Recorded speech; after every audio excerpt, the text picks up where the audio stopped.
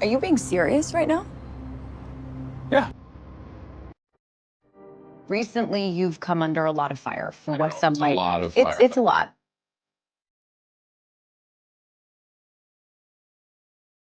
Maybe.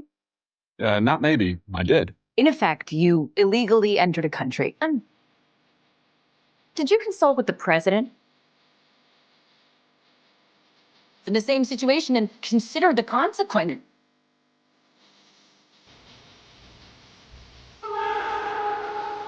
Hey, buddy. Eyes up here.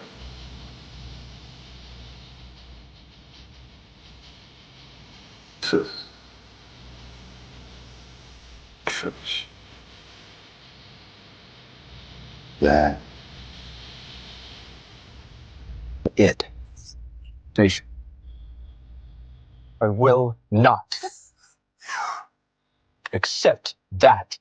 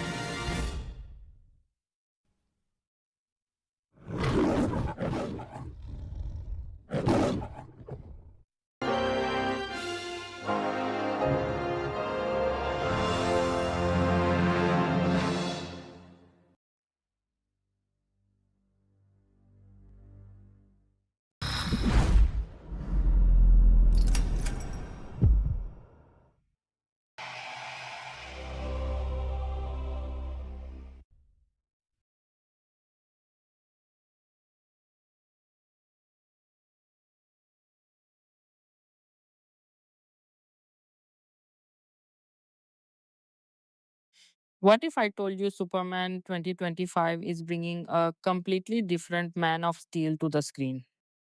From hidden details to surprising facts, fans are already talking about Welcome to Kako film, where every movie has a bigger story behind it. Superman 2025 is an American superhero movie written and directed by James Gunn. The film is based on the famous DC Comics Superman and serves as a fresh reboot of the Superman movie series. It is also the very first movie in the new DC universe, DCU. David Corenswet plays the role of Clark Kent. Also, the movie also stars Rachel Brosnahan, Nicholas Hoult, Eddie Gathegi, Anthony Kerrigan, Nathan Fillion, and Isabella Merced. The story follows Superman as he faces problems after becoming involved in an international conflict secretly planned by the billionaire Lex Luthor, played by Nicholas Hoult. Because of the situation, Superman begins losing the trust and support of the public. With help from reporter Lois Lane and other heroes, Superman tries to prove that he still stands for hope and justice while dealing with the dangerous plans of Lex Luthor. The film was produced by James Gunn and Peter Safran under DC Studios. Work on a sequel to Man of Steel 2013 originally started back in 2014, and Henry Cavill was expected to return as Superman. However, after the difficult production and mixed reactions to Justice League 2017, those plans slowly stopped moving forward. By 2020, the sequel was no longer happening. Later, around August 2022, James Gunn began developing a completely new Superman movie. In October 2022, Gunn and Peter Safran became the co heads of DC Studios and started creating a brand new DC universe. In December, it was officially revealed that Gunn was writing the new Superman film. The movie was first announced with the title Superman Legacy. In March 2003, James Gunn was confirmed as the director, and in June, David Corenswet was cast as Superman, while Rachel Brosnahan was chosen to play Lois Lane. By early 2024, the subtitle Legacy was removed, and the film was simply renamed Superman. Filming began in Svalbard, Norway, and most of the production later took place at Trilith Studios in Atlanta, Georgia, along with other filming locations across Georgia and Ohio. The filming was completed in July 2024. The movie was heavily inspired by the comic series All Star Superman 2005 to 2008, created by Grant Morrison and Frank Quitely. Superman premiered at the Tutiel Chinese Theater on July 7, 2025. Areda Sally films and Affisted in Theory 2000 versus the 2000. They were released in DC Chapter 1, Gods and Monsters. The film earned around $16 and $18, 7 million worldwide, making it one of the highest grossing movies of 2025. Reviews from critics were mostly positive. Many people praised the movie for being fun, colorful, emotional, and hopeful. The performances of David Corenswet, Rachel Brosnahan, and Nicholas Hoult were especially appreciated, although some critics felt the movie included too many story elements at once. Developed the script and titled Pen of Tomorrow is planned for release in 2027. There is also a spin-off television series in development for HBO Max that will focus on supporting characters from the movie, including Jimmy Olsen. Clark Kent, also known as Superman, stops the country of Boravia from attacking its neighboring nation, Jarhanpur. He warns Boravian President Vasil Garkos to stay away from Jarhanpur and avoid starting a war. Later in Metropolis, Superman faces a powerful metahuman called the Hammer of Boravia. During the battle, Superman is defeated for the first time and escapes to his fortress of solitude in Antarctica with the help of his superpowered dog, Crypto. They are secretly followed by Angela Spica, also known as the engineer, or also with billionaire Lex Luthor inside the Fortress of Solitude. Superman's robots heal him using concentrated sunlight. They also comfort him by playing a message from his Kryptonian parents, Jor-El and Lara, who sent him to Earth before Krypton was destroyed. However, the message is damaged and only the first half can be heard. After recovering, Superman returns to Metropolis but is defeated once again by the Hammer of Boravia, who is later revealed to actually be Ultraman, a powerful metahuman secretly working for Lex Luthor. Meanwhile, Lois Lane interviews Superman for the Daily Planet. During the interview, Lois questions whether Superman had the legal or moral right to interfere in the conflict between Boravia and Jarhanpur, leading to an argument between them. At the same time, Lex Luthor releases a giant monster known as a kaiju into Metropolis as a distraction while he secretly breaks into the Fortress of Solitude with Ultraman and the Engineer. They defeat the Fortress robots, capture Crypto, and recover Superman's Kryptonian message. The Engineer repairs the damaged section of the recording. While Superman and a superhero team called the Justice Gang fight the giant creature in Metropolis, Lex publicly broadcasts the full Kryptonian message. Superman is shocked to hear the second half, where later it was rewritten where his biological parents appear to encourage him to conquer Earth and rebuild Krypton by ruling humanity. The Justice Gang, which includes Green Lantern, Mr. Terrific, and Hawkgirl, helps Superman fight the monster.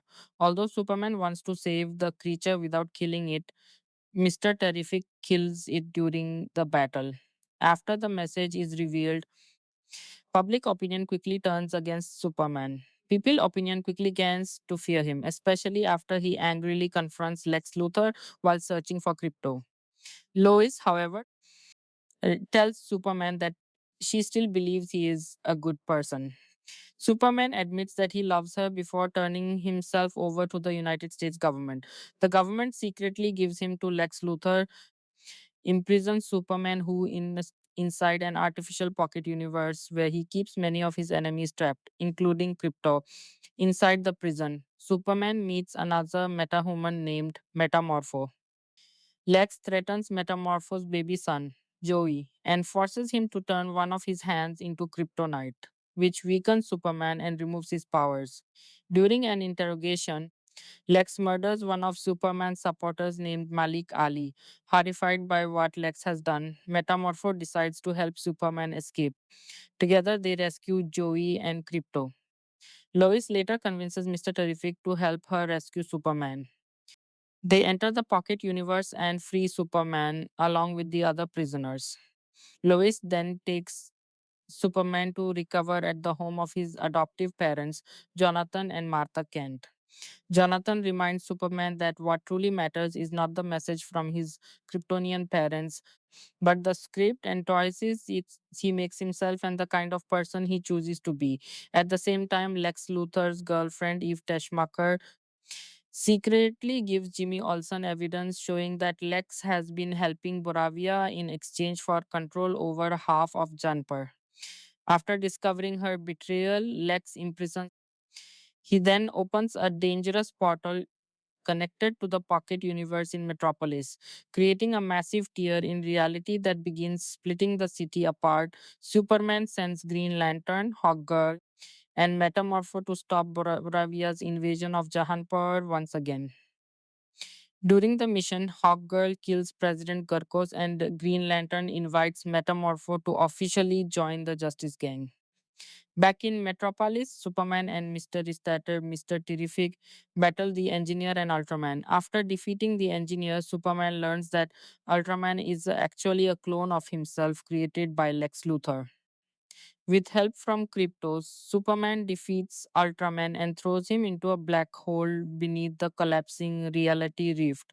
Meanwhile, Mr. Terrific manages to close the dangerous portal. Lex admits that he secretly caused the entire conflict because he was jealous of how much the world admired Superman despite him being an alien. Superman argues against Lex's hateful beliefs, but Lex refuses to change and is finally stopped when Crypto attacks him. In the end, Lois and Jimmy expose all of Lex Luthor's crimes to the public, restoring Superman's reputation.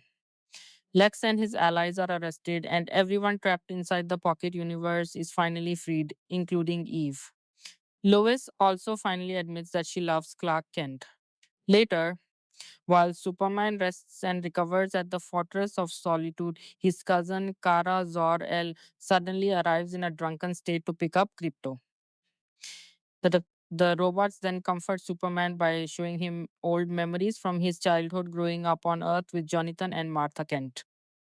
Superman 2025 represents one of the most consequential casting exercises in modern superhero cinema. Written and directed by James Gunn, the film is the first in the new DC Universe DCU and reboot of the Superman film series, starring David Corenswet as Clark Kent, Superman alongside Rachel Brosnahan, Nicholas Hoult, Eddie Gathegi, and the script and Anthony Carrigan, Nathan Fillion, and Isabella Merced.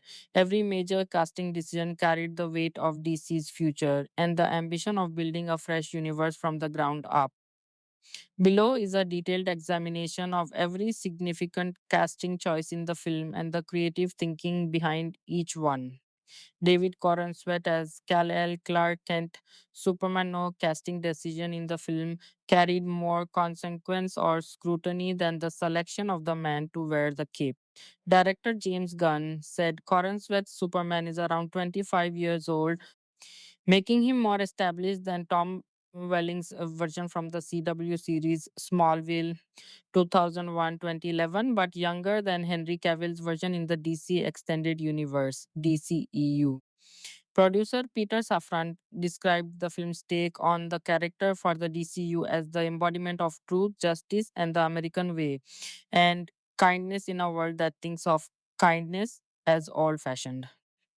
Gunn said Clark is becoming successful as both a journalist and a superhero in the film, but new elements in his life leave him unbalanced. These include being madly in love with his colleague Lois Lane and making friends with other superheroes who think he is naive. The film shows how these elements impact Clark's values and choices, The script and later it was rewritten, which are flawed and put him on a personal journey. Corenswet's approach to the dual identity was particularly thoughtful. Corenswet differentiated Clark's roles in his interactions with his parents, his job at the Daily Planet, and as Superman. He described Superman as a public facing character who wants to present himself as calm yet authoritative.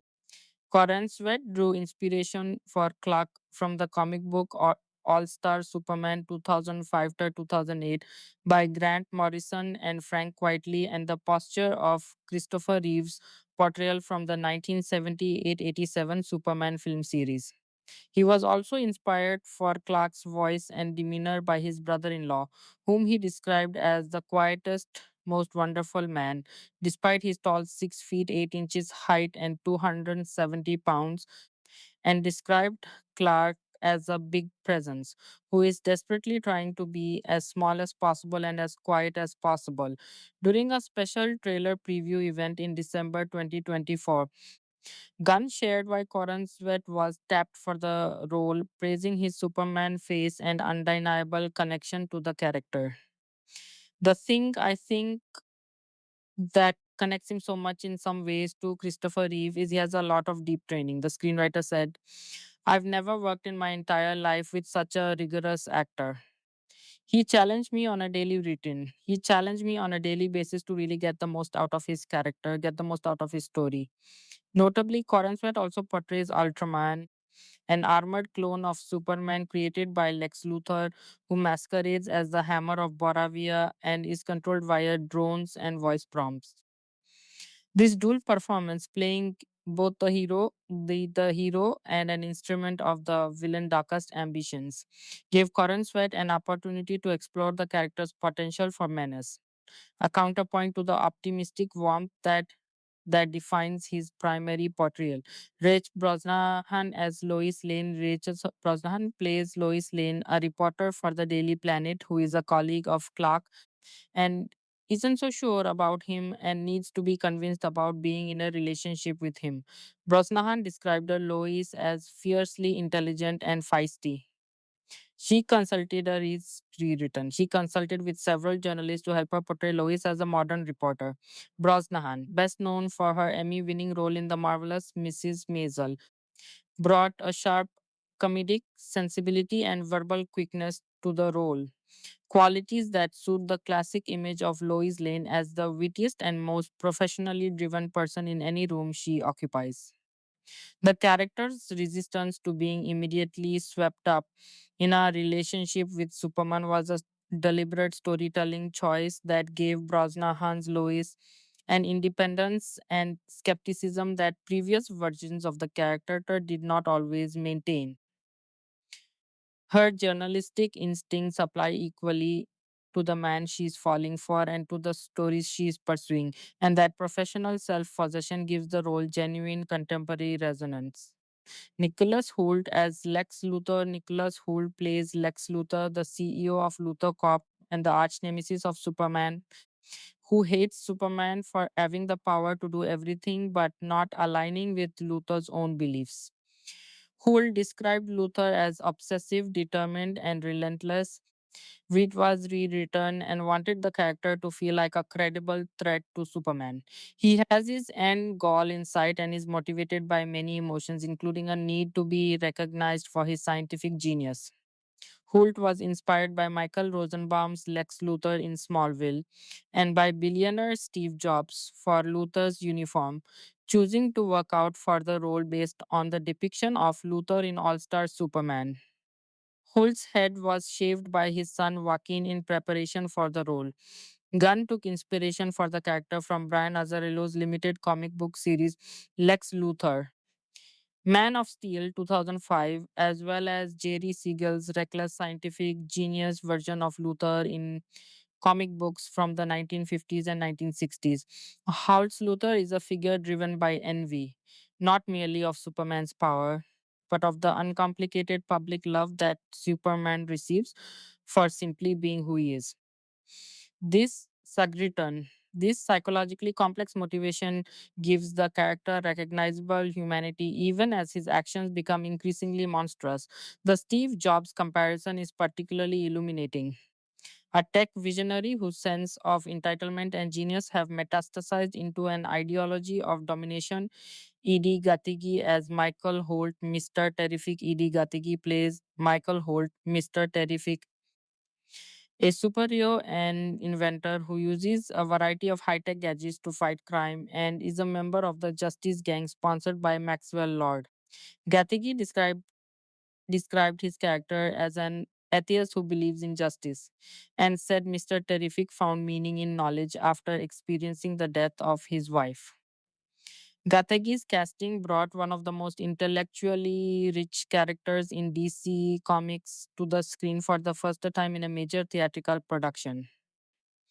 Mr. Terrific's grief driven worldview, finding moral purpose through knowledge after a personal catastrophe, has stripped away the comforting structures of faith, gives him a distinctive psychological texture among the film's superhero ensemble, one that sets him apart from the more straightforwardly idealistic Superman and the abrasively comedic Guy Gardner. Anthony Carrigan as Rex Mason Metamorpho. Anthony Carrigan plays Rex Mason Metamorpho, an archaeologist and superhero who can transmute elements in his body into various forms and who becomes a member of the Justice Gang.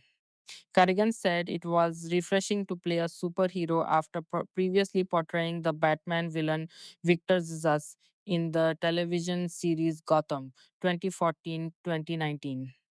He felt that he could bring some authenticity and truth to the role by comparing Metamorpho's concerns about his abilities to Carrigan's own alopecia. These personal connections between the actor and the character is one of the film's more moving casting stories.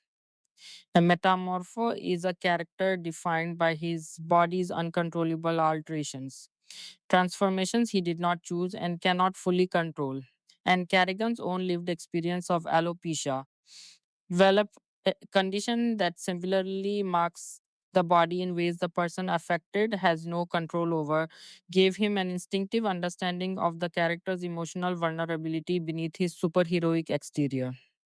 Nathan Fillion as Guy Gardner Green Lantern. Nathan Fillion plays Guy Gardner Green Lantern, an abrasive galactic peacekeeper in the Green Lantern Corps and a Justice Gang member, whom Fillion described as a fearless, overconfident jerk.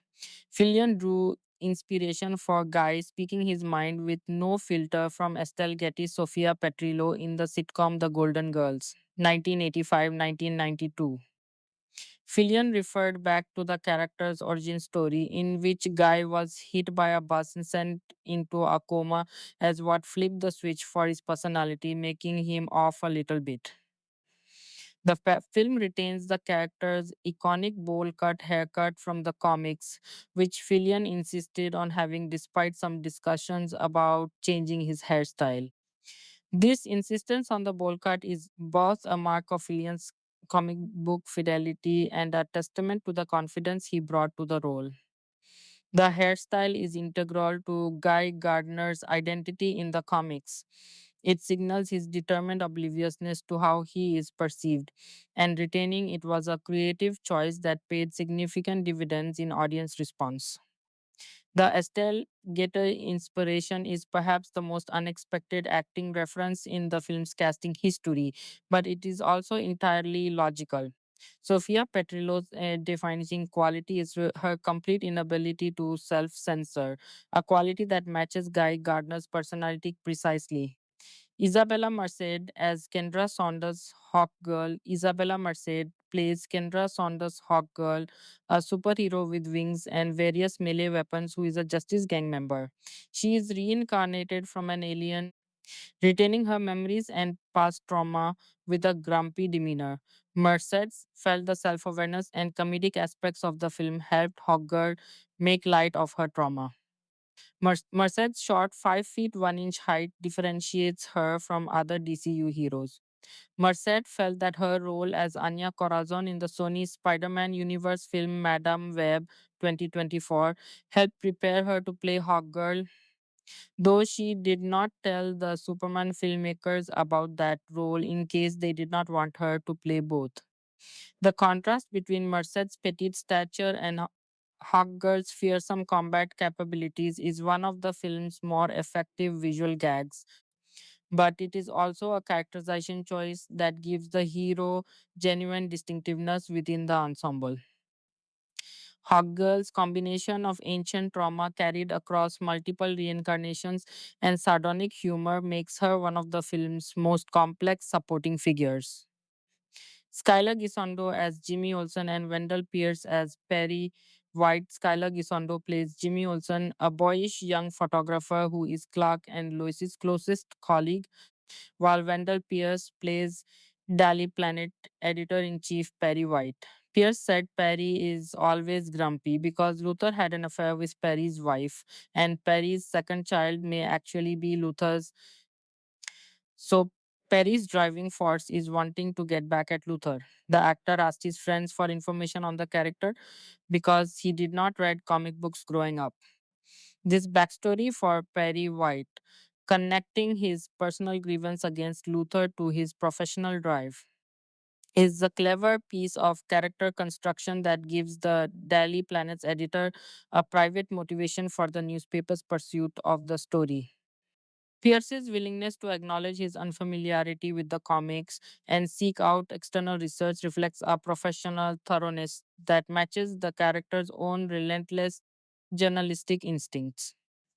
Other staff at the Daily Planet include Beck Bennett as reporter Steve Lombard, Michaela Hoover as columnist Cat Grant, and Christopher McDonald as reporter Ron Troop. These Daily Planet supporting roles round out the film's portrait of a functioning news organization, one in which Superman's civilian identity as Clark Kent must coexist with the Daily Planet's investigative mission and the complicated interpersonal dynamics of a busy metropolitan newsroom. Pruitt Taylor Vince and Neva Howell as Jonathan and Martha Kent. Pruitt Taylor Vince and Neva Howell respectively play Jonathan and Martha Kent, Clark's adoptive human parents, and studied tapes of drummer and radio personality Richard Christie's parents to develop their Kansan accents for the film.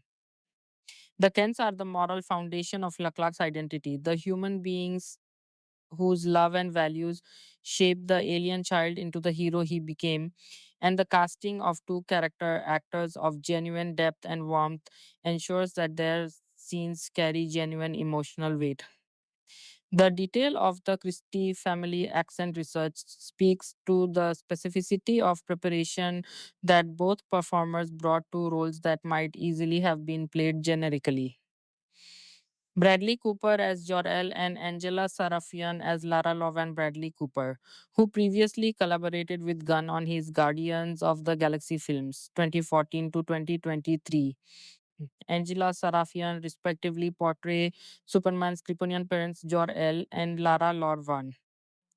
Cooper's return to the Gun universe in this new capacity, voicing Superman's birth father rather than a talking raccoon, is one of the film's more quietly significant casting choices. The message from Jor-El and Lara that Superman discovers at the Fortress of Solitude is the film's central plot turning revelation, and the quality of that scene depends entirely on the emotional impact of the voices delivering it. The Superman robots, Alan Tudyk, Michael Rooker, and Pom Klementieff of the Superman robots who aid Superman at the Fortress of Solitude, prior Gunn collaborators Alan Tudyk, Michael Rooker, and Pom Klementieff respectively voice 4, later named Gary, 1 and 5 with Grace Chan as the voice of 12. Gunn's wife Jennifer Hollands is the uncredited voice of another robot at the end of the film. This gathering of Gunn's regular collaborators in the voice roles of the Superman robots is a characteristically warm gesture, a director bringing his trusted creative family into the new universe he is building. The robots function as both comic relief and unexpected emotional comfort, and their effectiveness depends on the distinctive vocal personalities that Tudyk, Rooker, and Clementiev bring to what might otherwise have been anonymous mechanical presences Sara Sampaio as Eve Teschmacher and Maria Gabriela de Faria as the engineer. Sara Sampaio portrays Eve Teschmacher, Luther's assistant and girlfriend who is secretly involved with Jimmy. She felt comfortable performing with Holt after working with him on a campaign for Armani. Maria Gabriela de Faria plays Angela Spica, the engineer, an ally of Luther whose abilities come from nanotechnology in her body. She appears ahead of a planned film about the Authority, the team that she is a member of in the comics. The engineer's appearance in Superman functions as a universe building seed, introducing a character whose own solo narrative will expand in a future DCU project.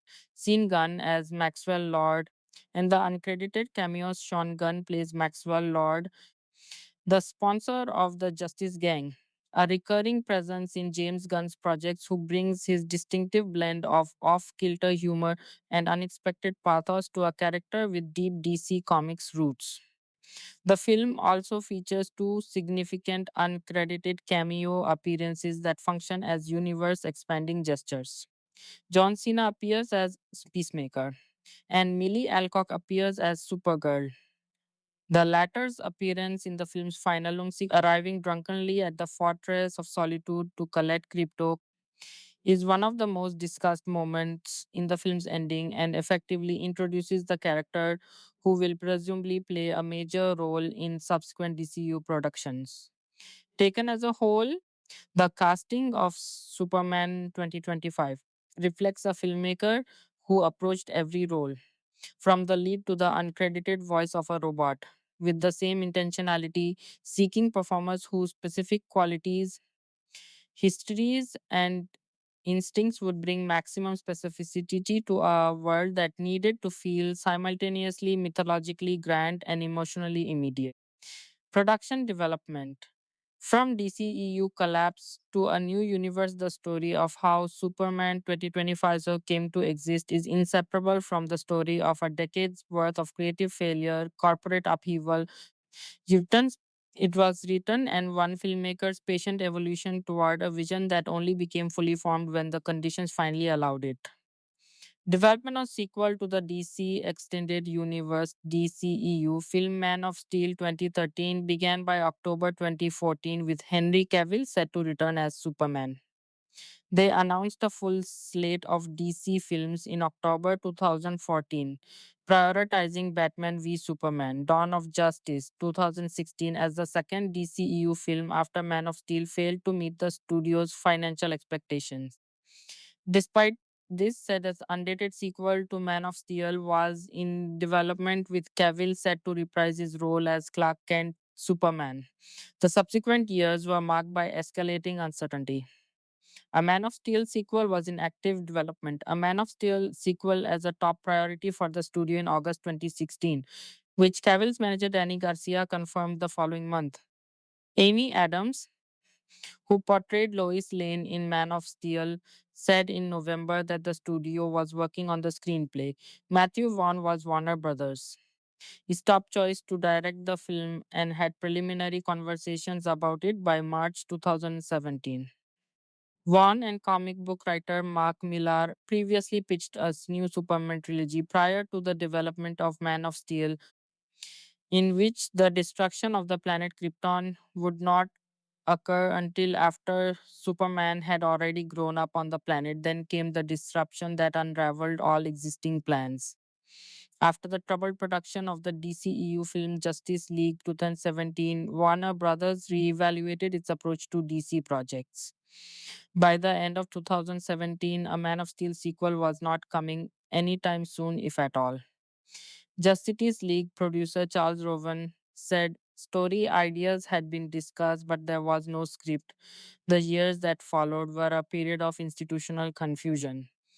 Before the release of Mission Impossible Fallout in July 2018, director Christopher McQuarrie and co-star Cavill pitched their take on a new Superman film, partially inspired by the animated film Up 2009, but Warner Brothers did not pursue the Zasio, did not pursue the idea. The studio asked James Gunn to write and direct a Superman film, but he was uncertain if he wanted to take on the character. He did not have a clear vision, especially since Superman is a well known character, unlike the Guardians of the Galaxy, whom he adapted for Marvel Studios in the film Guardians of the Galaxy 2014. Gunn chose to make the Suicide Squad 2021 instead, calling it the easier path. The parallel track of a Black Superman film added another dimension to the property's complicated development. In February 2021, Ta-Nehisi Coates was revealed to be writing a new Superman film that J.J. Abrams was producing. The film was expected to feature a black actor portraying Superman with the potential for Michael B. Jordan to take on the role. This version was never produced, but it reflected the degree to which Warner Brothers was exploring every conceivable direction for the character simultaneously without committing fully to any single vision. The corporate transformation that made it possible in April 2022, Discovery Inc. and Warner Media merged to become Warner Brothers Discovery WBD, led by President and CEO David Zaslav. The new company was expected to restructure DC Entertainment, and Zaslav began searching for an equivalent to Marvel Studios president Kevin Feige to lead the new subsidiary. Zaslav and WBD felt DC lacked a coherent creative and brand strategy and were underusing Superman. Over the years, Gunn considered how he would approach Superman if he were ever given another opportunity, and what fit he returned. And around late August 2022, he was hired to work on a Superman film that was not a sequel to Man of Steel and would be standalone from the DCEU. Zaslav spent time with Gunn while he was writing the script. The decision to pair Gunn with producer Peter Safran as co CEOs of DC Studios was a structural innovation that made everything else possible. In October, he became co CEO of DC Studios with Safran, and they began work on a new DC universe. Gunn was publicly revealed to be writing the film in December. The title Superman Legacy was announced the next month. Gunn was confirmed to direct in March 2023, and Corenswet and Brosnahan were cast that June. This institutional clarity, a single creative authority with an explicit mandate to build a coherent universe from scratch, gave Gunn both the freedom and the responsibility to make decisions that previous teams had been unable to make. The title Superman Legacy suggested a film primarily concerned with honoring the past. The eventual decision to drop the subtitle and simply call the film Superman was itself a creative statement. This was not a legacy project, it was a new beginning, pre production. Creative foundations and the All Star Superman influence. The film seems influences include the comic book All Star Superman 2005 2008 by Grant Morrison and Frank Quitely. This creative touchstone is enormously telling about the kind of Superman film Gunn intended to make. Grant Morrison's All-Star Superman is widely regarded as the definitive modern Superman story, a work that embraces the character's inherent goodness and mythological grandeur without irony or cynicism, presenting a man of steel who is genuinely uncomplicatedly good.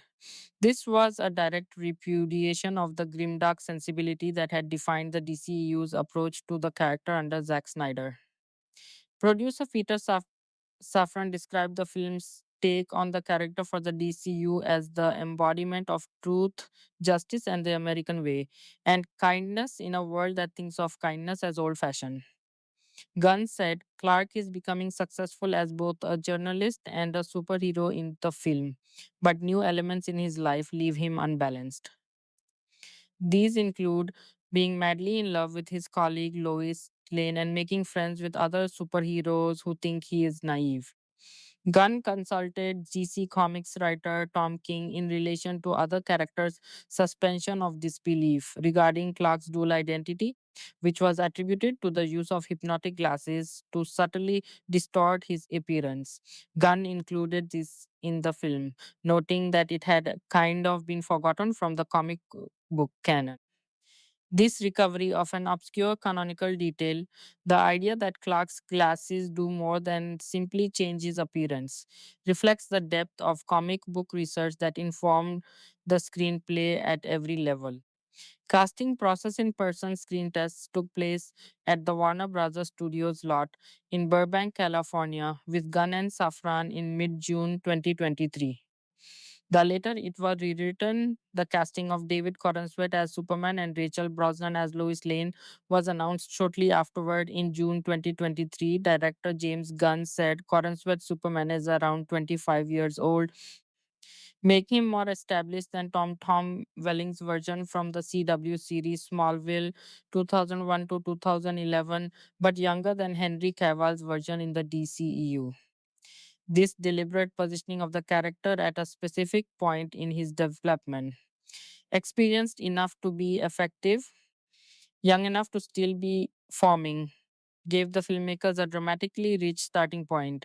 Key creative collaborators were assembled from Gunn's trusted pool of frequent collaborators. Behind the camera, Gunn is joined by frequent collaborators, including director of photography Henry Bram, production designer Beth Mickle, costume designer Juliana Markovsky, and composer John Murphy. The costume design presented particular creative challenges and opportunities. Gunn took inspiration for the character of Lex Luthor from Brian Azzarello's limited comic book series Lex Luthor. Man of Steel 2005, as well as Jerry Siegel's reckless scientific genius version of Luthor in comic books from the 1950s and 1960s. Holt himself drove significant creative choices. Holt was inspired by Michael Rosenbaum's Lex Luthor in Smallville and by billionaire Steve Jobs for Luthor's uniform, choosing to work out for the role based on the depiction of Luthor in All Star Superman. Holt's head was shaved by his son Joaquin in preparation for the role. The design of Crypto, the superpowered dog, required particular creative ingenuity. Dog actor Jolene stood in for the superpowered dog Crypto, whom Gunn described as a not so good boy. The character was primarily created with visual effects and was modeled after Gunn's dog Ozu. This personal touch, modeling the film's beloved canine hero on the director's own pet, speaks to the degree of creative investment Gunn brought to every element of the production. Filming principal photography and international production, the subtitle was dropped by the end of February 2024 when filming began in Svalbard, Norway. Production primarily took place at Trilight Studios in Atlanta, Georgia, with location filming around Georgia and Ohio. Filming wrapped in July. The shoot that began in February 2024 and concluded in July 2024 was a 5 month undertaking spanning 3 countries and dozens of locations. Gunn chose Svalbard for its natural beauty, landscapes, and similarities to the Arctic, where the Fortress of Solitude is located. Filming occurred under the working title Genesis. Henry Braham returned as cinematographer from the later two Guardians of the Galaxy films, The Suicide Squad and The Flash. The entire film was shot using IMAX certified red digital cinema cameras. Filming was delayed from an initial January 2024 start by the SAG after strike and was expected to last around 4 months. Effects studio Legacy Effects worked on the film's practical effects. The decision to shoot the entire film using IMAX certified cameras was a bold technical commitment. Every frame of the finished film, not just selected action sequences, as is the norm for IMAX certified productions, was captured at the full IMAX resolution, giving the film a consistent visual grandeur that extended from the sweeping Arctic vistas to the intimate character moments in the Daily Planet bullpen. Captioning a photo from the first week of shooting in Svalbard on July 30, Gunn posted, and that's a wrap. God bless our cast and crew whose commitment, creativity, and hard work have brought this project to life. He continued, I set out to make a movie about a good man in a world that isn't always so much. And the goodness and kindness and love I've encountered on a daily basis on the set has inspired me and thrust me forward when I felt too spent to move on my own. Thank you all from the bottom of my heart. It has been an honor. The Svalbard Fortress of Solitude, the Fortress of Solitude sequences represent the production's most dramatically ambitious location work. The snowy landscapes are actually Advent Valley, a 19-mile long valley on the island of Spitsbergen in Svalbard, an archipelago about midway between the northern coast of Norway and the North Pole. In a March 2024 interview, James Gunn revealed to a local newspaper that he had filmed the first scenes, which is Superman fleeing to the Fortress of Solitude. The snowy shots could have been done in a studio or through CGI alone, so it's commendable that Gunn decided to film on location instead. This commitment to real world environments over digital simulation reflects the production broader approach, grounding a fantastical story in the physical reality of genuinely extraordinary places. Metropolis in Cleveland and Georgia, while Ohio was the face of Metropolis, the heart of production took place in Georgia, specifically at Tilly Studios in Fayetteville. Many of the interior scenes were constructed filmed here. LaGrange served as the location for the Kent family farm. Macon's terminal station doubled as the interiors of the Daily Planet newsroom. The filming locations for Superman 2025 are mainly in Ohio, especially Cleveland and Cincinnati, with additional shooting done in Atlanta, Georgia, and Svalbard, Norway. Many of the landmarks and buildings found in the trailers for the movie will be recognized by many Clevelanders. Clark and Ken Clark Kent rushes through the entrance to the Daily Planet, actually the modern front of the Leader Building, a 15-story high-rise building located at 526 Superior Avenue near East 6th Street. Cleveland's architectural richness gave Metropolis an urban character that is simultaneously identifiably American and sufficient distinctive to function as the mythological capital of the DCU. The city's mix of early 20th century civic grandeur and contemporary urban development gave production designer Beth Mickle a rich visual palette to work with, one that established Metropolis as a city with genuine historical depth rather than a generic skyline of glass towers. The music on set, one of the more distinctive elements of the production process, was the use of John Murphy's score during filming itself. Murphy apparently wrote a great deal of music before the film was even shot so that it could be played on set for the actors. This unusual practice, composing score before filming rather than after, gave actors access to the emotional world of the music as they performed, allowing the soundtrack to actively shape performance rather than simply accompanying completed footage. Post production editing and visual effects, the editing of Superman was handled by William Hoy and Craig Alpert, both experienced editors in the blockbuster tradition. The visual effects work required to bring the film's superhero action, the CGI crypto, the pocket universe sequences, and the kaiju battle to life represented one of the most demanding digital effects undertakings in recent DC history. FX Studio Legacy Effects worked on the film's practical effects. The combination of Legacy Effects practical work with the digital visual effects team's contributions gave the film a physical specificity in its action that distinguishes it from productions that rely entirely on digital environments. The IMAX shooting format created particular demands in post production. Compositing visual effects elements into IMAX resolution footage requires significantly more computational resources than standard 4K work, and the consistency of the IMAX framing across the entire film meant that the visual effects team had no opportunity to cut corners in shots that might have been handled differently in a conventional shoot. The production design of key elements, including the Fortress of Solitude's interior, the Luthor Corp pocket universe, and the Superman robots at the fortress required extensive pre visualization and concept artwork before digital construction could begin.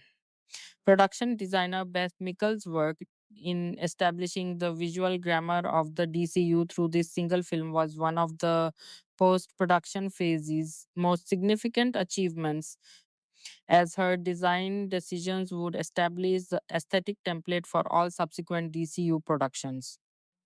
The tone question in editing, one of the central creative challenges of post production, was calibrating the film's tonal balance. Gunn's approach, whimsical and comedic in the tradition of his Guardians of the Galaxy work, but emotionally grounded in a way that honored the character's mythological weight, required careful management at the editing stage to ensure that the comedy never undermined the drama and the earnestness never became cloying. Critics described the movie as a warm blend of action, adventure, and heartfelt drama, while noting that the script sometimes feels overstuffed with too many subplots. They praised the pacing, cast performances, and overall fun tone.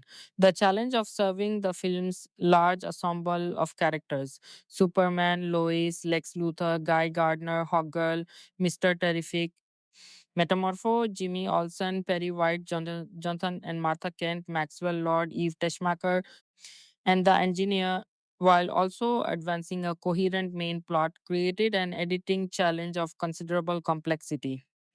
The Kryptonian message, the film's central plot revelation, the second half of Superman's parents' Kryptonian message. Later, it was rewritten in which they urge him to conquer Earth and take many wives to restore the Kryptonian race. Required particular care in post production to land with appropriate dramatic force. Bradley Cooper, who previously collaborated with Gunn on his Guardians of the Galaxy films, 2014-2023, and Angela Sarafian respectively portrays Superman's Kryptonian parents Jor-El and Lara Lorvan. The performance and mixing of this crucial scene had to walk a careful line between making the message's contents plausibly horrifying and preserving the ambiguity that makes it dramatically interesting. The audience, like Superman, must genuinely wonder for a moment whether the message might be authentic before the film allows its hero to reject its ideology. Music John Murphy, David Fleming, and the John Williams legacy, the scoring of Superman 2025, was one of the production's most consequential and, in certain respects, most contested creative decisions. The film score is jointly composed by John Murphy and David Fleming, which incorporates John Williams' main theme from the original 1978 film. The soundtrack was released by Water Tower Music on July 4, 2025. The music for this new Superman is by British electronic composer John Murphy and American composer David Fleming, who has emerged from Hans Zimmer's remote control group as a fine composer in his own right over the past couple of years. Murphy, who previously worked with director Gunn on The Suicide Squad in 2021 and Guardians of the Galaxy Volume 3 in 2023, was announced as the composer for Superman in February 2024. The decision to retain John Williams' iconic theme was itself enormously significant. Williams' 1978 Superman theme is not merely a piece of film music. It is one of the most recognizable compositions in the history of cinema, a fanfare so completely identified with the character that its use functions as an immediate emotional and cultural bridge between the new DCU and the tradition of Christopher Reeve's films. By incorporating it rather than replacing it with an entirely original theme, Gunn and the production made a clear statement about continuity with the character's legacy, even within a rebooted universe. John Murphy was confirmed to compose music for Superman in February 2024 after previously working with Gunn on the Suicide Squad 2021, the Guardians of the Galaxy Holiday Special 2022, and Guardians of the Galaxy Volume 3. The score was recorded between December 2023 and April 2025 at the Eastwood Scoring Stage, Warner Bros. Studios, Burbank Murphy's method. Music before cameras. Murphy apparently wrote a great deal of music before the film was even shot so that it could be played on set for the actors. This approach, treating the score not as post production accompaniment but as a creative collaborator present from the very beginning of filming, is unusual in Hollywood practice and reflects the degree of musical intentionality that Gunn brought to the project. The actors were performing to music, allowing rhythm and emotional tone to shape their performance in ways that would create an organic alignment between score and performance in the finished film.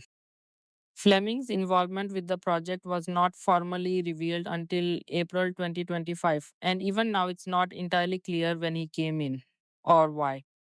Some people are claiming he had little more than a week to write and record his music, which would be quite extraordinary if true, and would certainly explain the film's hefty list of additional composers and orchestrators.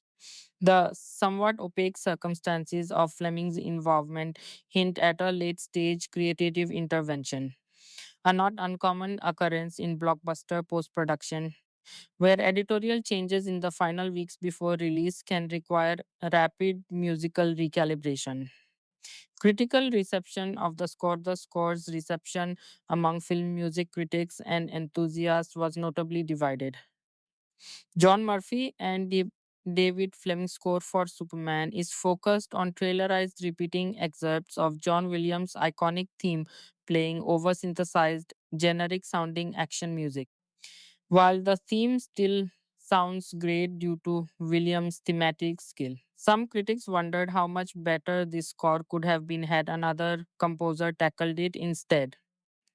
A more measured assessment noted the score's functional strengths while acknowledging its limitations as a standalone listening experience. The score for the Incredible Hulk comparison note was made regarding how Armstrong's thematic strength helped earlier MCU entries. Similarly, for Superman, the score flows better in context, but when listening to the score independently, it doesn't withstand scrutiny for certain critics. The broader public reception of the music was considerably more positive, with many viewers responding enthusiastically to the emotional impact of Williams' theme in the film's key moments. The decision to use a piece music so deeply embedded in cultural memory had the intended effect of creating immediate emotional resonance for audiences who grew up with the Reeve films. Theatrical release Superman premiered at the TCL Chinese Theatres on July 7, 2025 and was released by Warner Brothers Pictures in the United States on July 11. It is the first film in the DCU's Chapter 1, Gods and Monsters. The July 11 release date placed the film at the heart of the summer blockbuster season, in a position where its commercial performance would be read as a referendum on the viability of the new DC universe. The premiere at the TCL Chinese Theater, one of the most storied venues in Hollywood history, where Christopher Reeve's original Superman had also screened, was a deliberate act of symbolic continuity. Connecting the new film to the tradition, it was simultaneously honoring and superseding Superman's domestic opening ranks as the third largest of 2025, trailing only a Minecraft movie, Dog R 162. Developed the script on Lilo and Stitch and the live action Lilo is Mid done 146 million, brought in $22.5 million, with Friday's total reaching $56. 5 million, making it the second biggest single day opening of the year. This performance not only exceeded early industry estimates but also marked the biggest ever domestic launch for a solo Superman film, surpassing Zack Snyder's Man of Steel 2013, which debuted at $116.6 million.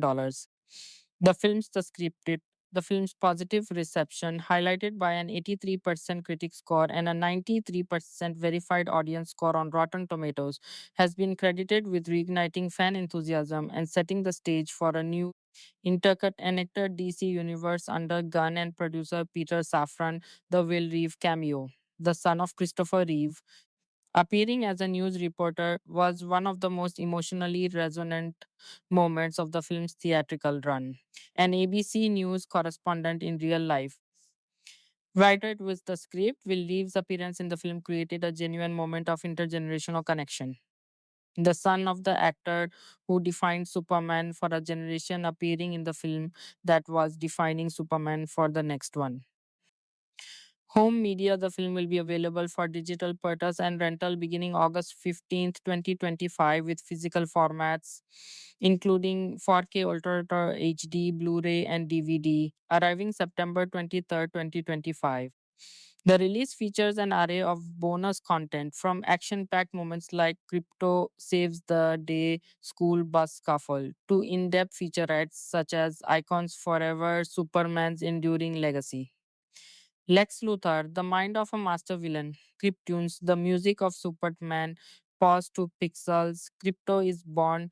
Breaking news, the Daily Planet returns the ultimate villain, the Justice Gang. And New Era, DC takes off.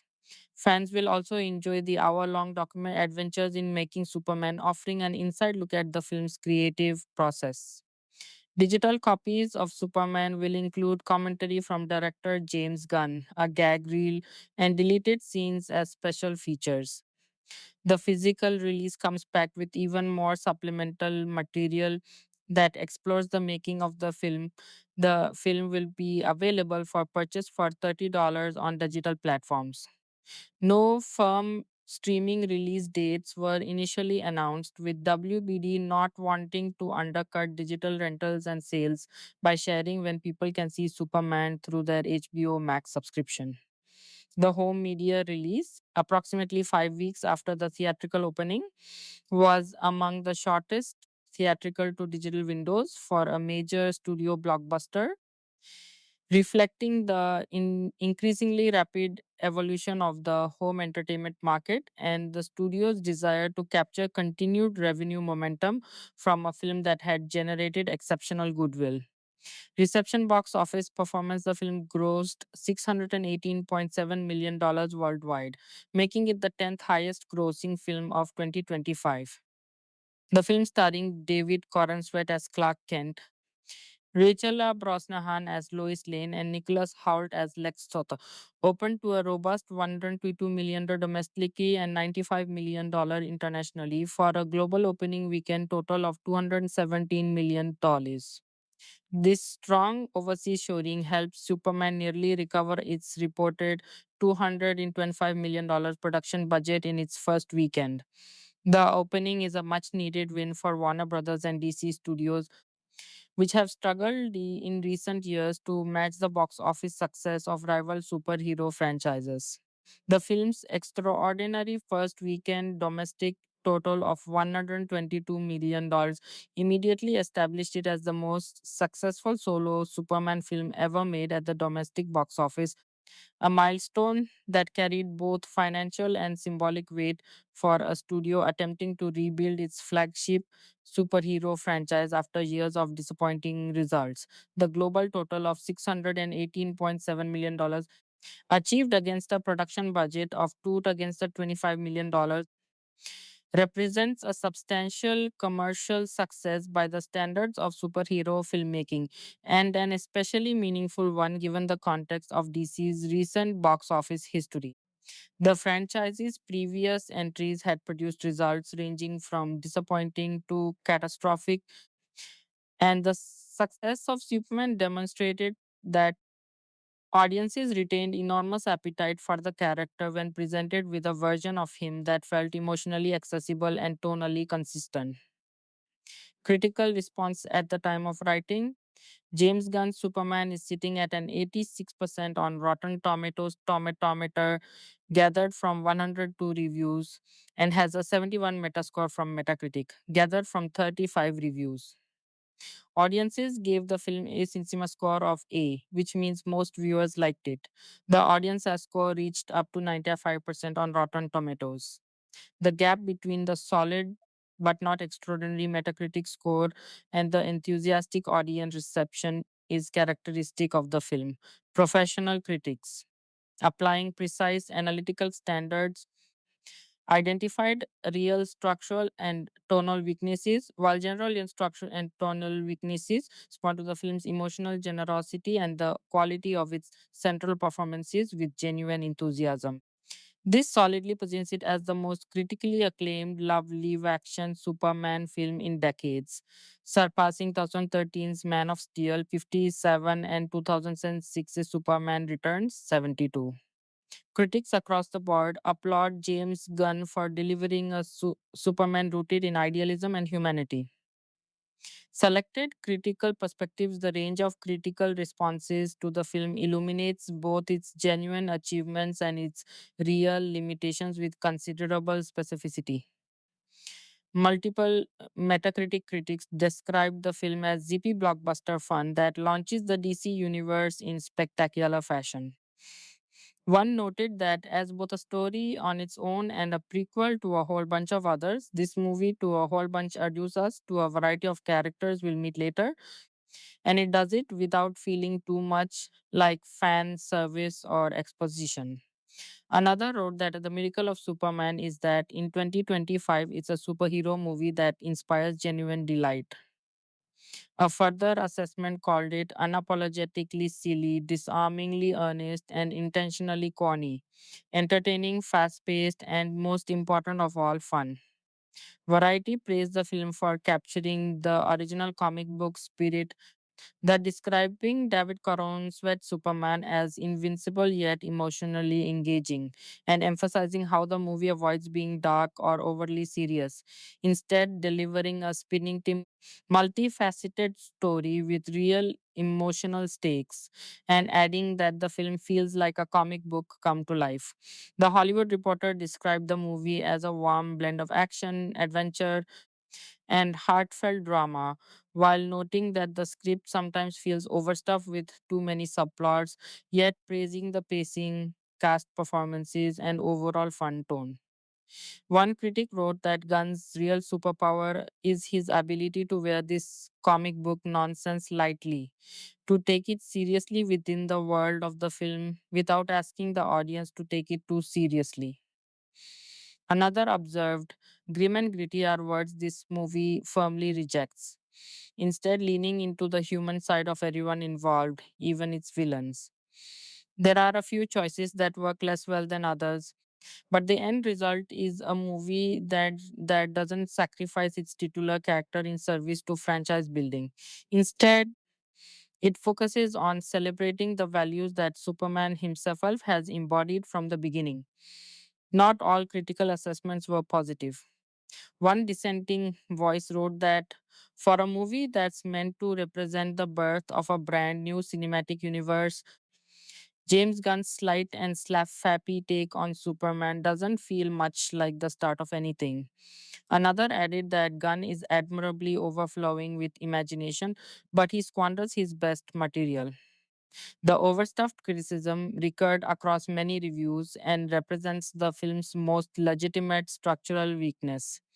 Gunn's ambition to introduce Superman, Lois Lane, Lex Luthor, Crypto, the Justice Gang, Guy Gardner, Mr. Terrific, Hawker, Metamorpho, Maxwell Lord, the engineer, Eve Teschmacher, Jimmy Olsen, Perry White, the Kent parents, and a selection of supporting villains within a single 129-minute film created genuine narrative compression that left some characters feeling underserved.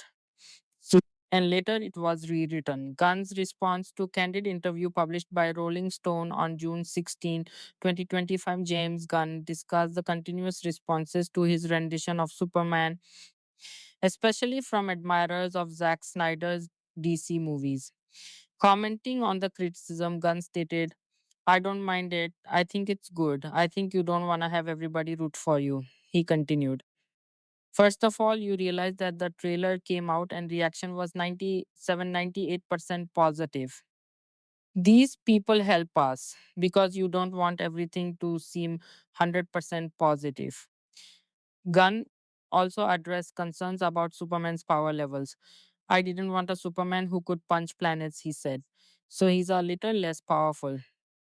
This deliberate choice to constrain the character's abilities, creating genuine dramatic stakes by ensuring that Superman can be defeated, as the Hammer of Boravia sequence demonstrates, was a storytelling decision rooted in narrative logic rather than any failure of creative ambition.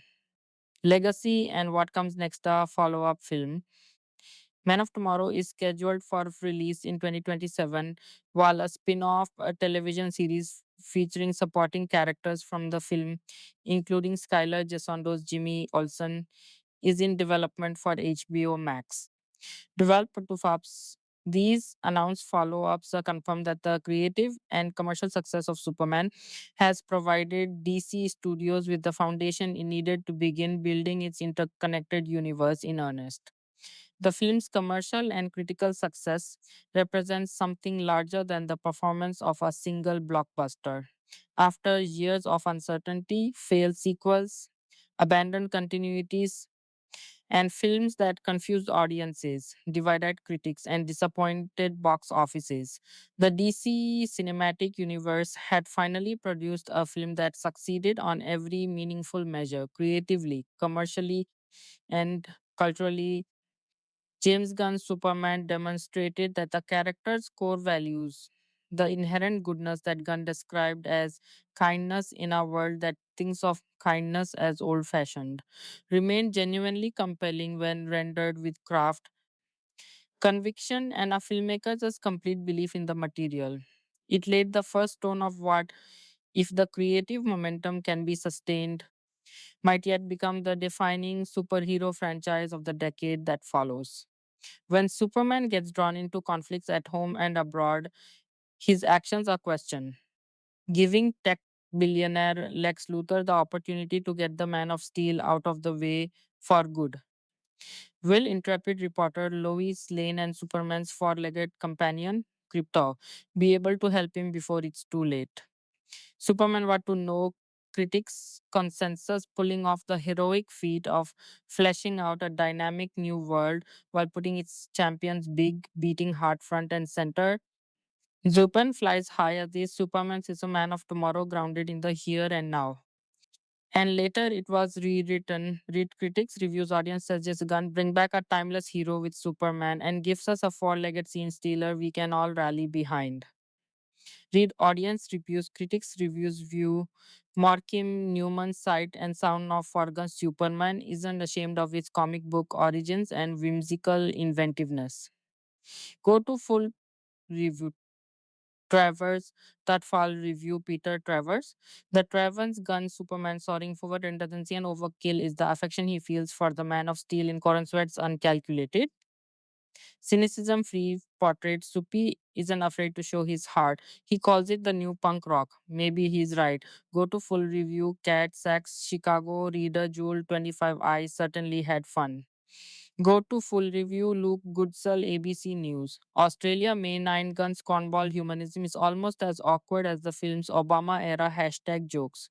Go to full review. Cameron Meyer Movies. Confab 3, The Ridiculous Story, a poorly cast Nicholas Hoult as Lex Luthor, too many other supernatural characters and over reliance on digital effects waste a good performance from David Corenswet as Superman, and an excellent one from Rachel Brosnahan as Lois Lane. Go to full review Victor Lopez G.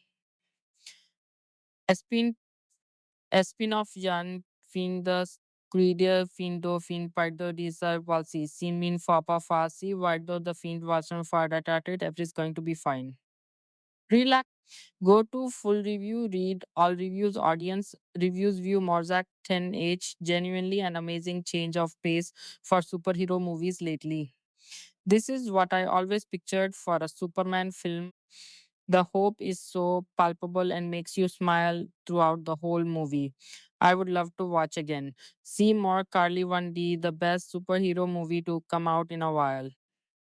See more Omaro 3D, very enjoyable movie overall, but I kind of felt like I missed out on the origin story for the Superman.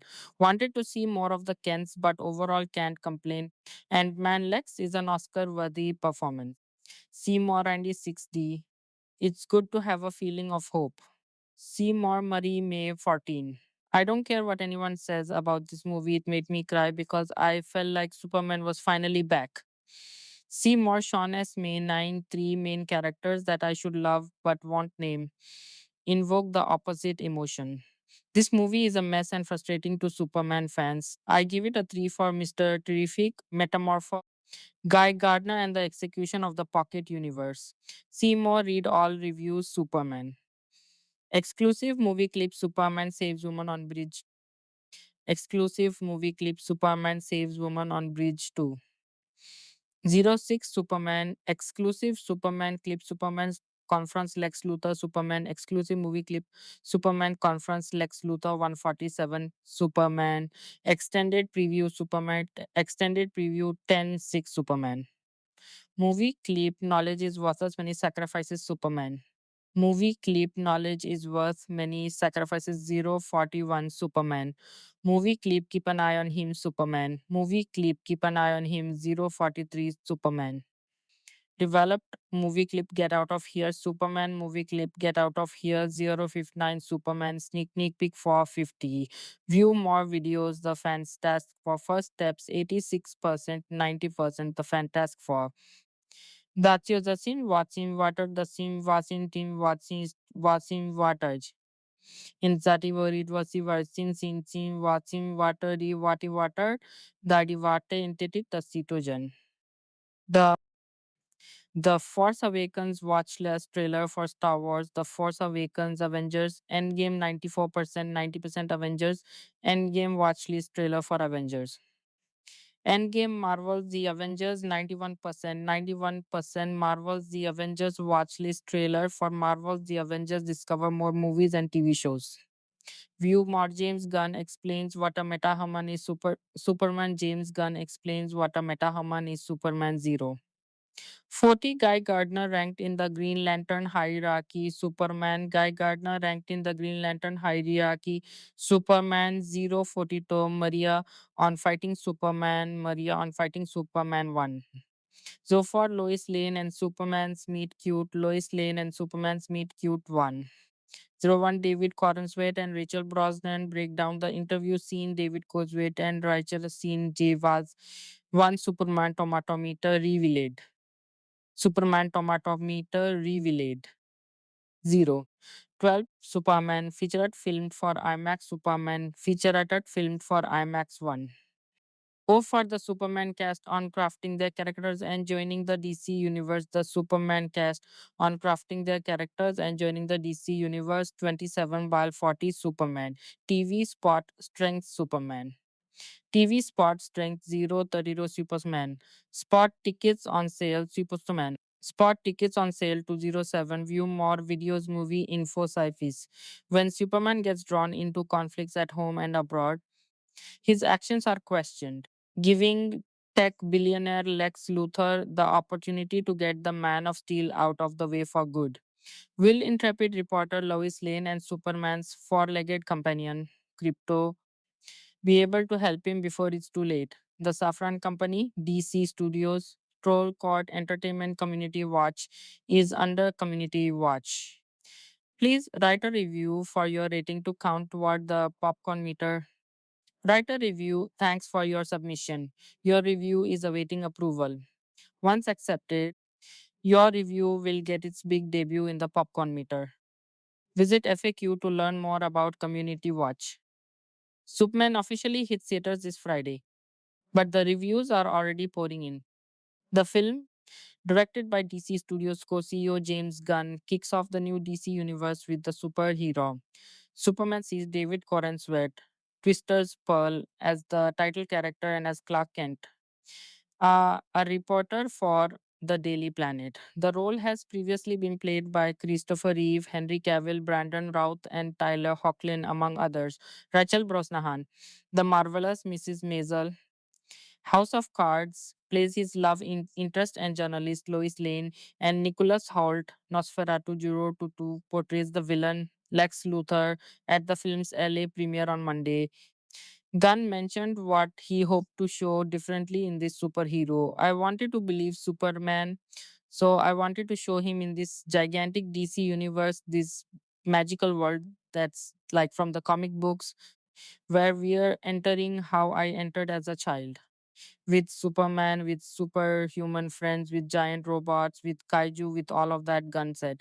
I wanted to have that, but at the same time, really get to know him, get to know his personality, who he is, what his relationship with Lois is like, what his beliefs are, what his strengths are, what his flaws are. Superman has an 85% rating on Rotten Tomatoes as of Wednesday. Below, see what critics are saying about the film. Develops The Hollywood Reporter's chief film critic David Rooney praised Corenswet and Brosnahan's performances in his review. David Corenswet makes an outstanding Superman Clark Kent. His performance, loaded with self irony, charm, and poignant vulnerability as he wrestles with doubts as to whether his mission to do good and protect humankind was based on a lie.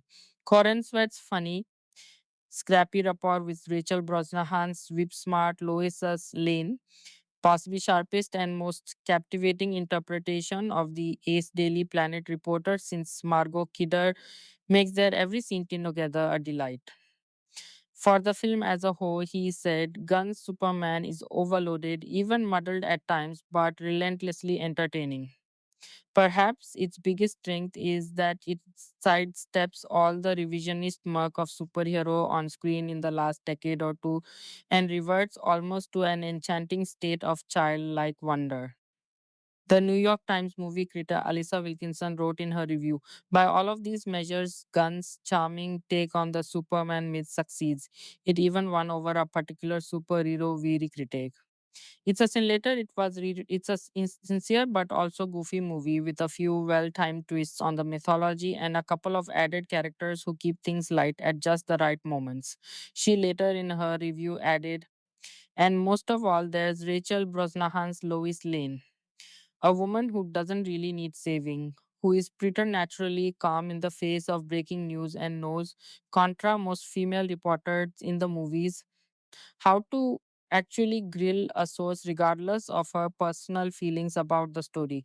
So maybe this Superman is set in the real world after all. Collider's senior editor, movies Ross Bonham, wrote Superman is a magnificent feat, a film that makes the Man of Steel fascinating in a way we've rarely seen on film, with a take on the hero that is trenchant, clever, and delightful. Gunn is paying tribute to the past while also making a very clear mark on this world's future, crafting an introduction to the DCU that inherently makes the viewer want to know where this world goes from here. At this point, it's rare for superhero films to give a sense of wonder and a reminder of how beautiful these films can be when executed well. But Gunn has brought optimism, hope, and care back to Superman. It ends up becoming one of the best DC films in years and one of the best movies of the summer. This universe could be great, and Gunn has the light to show the way for where the DCU could go. USA Today's movie critic Brian Tweet wrote, Gunn fills his Superman with plenty of action, from the title characters Flying Johns, filmed as searing, windswept experiences, to Superman throwing down with a giant kaiju. But what makes the movie, and Supers himself, endearing is how the dude tackles any and all problems with empathy and sincerity. Also, in his review, he continued that said there are no false notes or wasted energy in making this revamped DC universe stand out from the previous overly dour DCU or the quippy, slick Marvel movies. Superman is more conventional than Guns Guardians flicks or even his DC outings, The Suicide Squad and Peacemaker, yet he's carried over the unhinged off kilter fun of those films.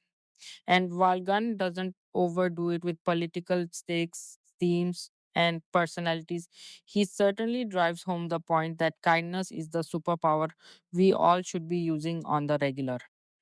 Empire Sophie Butcher was more critical of the script in her review, writing, Holt is having fun as Luthor, dishing out witty comebacks and maniacal screams as well as genuine flashes of emotion. But the script, there are problems in the writing. Luther lacks depth, portrayed simply as an abusive sociopath who's targeting Superman out of spite. write the script, and indulging in reckless science at the cost of destroying the world entirely. Subs himself, meanwhile, is almost the pure of heart hero you want him to be. Develop the script. The one that Richard Donner and Christopher Reeve so masterfully achieved in their iteration.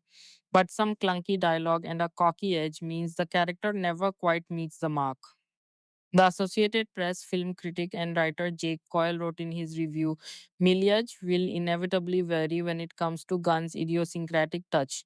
He can be outlandish and sweet, often at once. In a conversation between me metahumans, he will insert a donut into the scene for no real reason and cut from a body falling through the air to an Alka-Seltzer tablet dropping into a glass. Some might call such moments glib, a not unfair label for Gunn. But I'd say they make this pleasantly imperfect Superman something quite rare in the assembly line style of superhero movie making today, human. IGN's Tom Tom Yerson sees in Gina the Sight doesn't seen at a great new start with the Street Studio universe on big screen. David Corenswet is a natural benevolent Superman. Nicholas Holt's egomaniacal Lex Luthor gives him the perfect foil, and by minute two, you'll be willing to burn 1,000 Kryptons if it means saving Super's chaotic good boy companion Crypto the Superdog. Director and DCU maestro James Gunn throws a lot at us here and trusts that decades of practice watching superhero movies will carry us through any storytelling corners he's cutting in favor of keeping the pace brisk and the pun abundant. It's a dense and at times overwhelming adventure, but it feels like the right one for the moment. Superman 2025 is the start of the DCU following the conclusion of the DCU a couple of years ago. I will admit that I wasn't exactly that excited for this movie. I like director James Gunn's work on the Guardians of the Galaxy movies, but overall, I'm not a super big fan of his style, and the trailers weren't inspiring much confidence in me.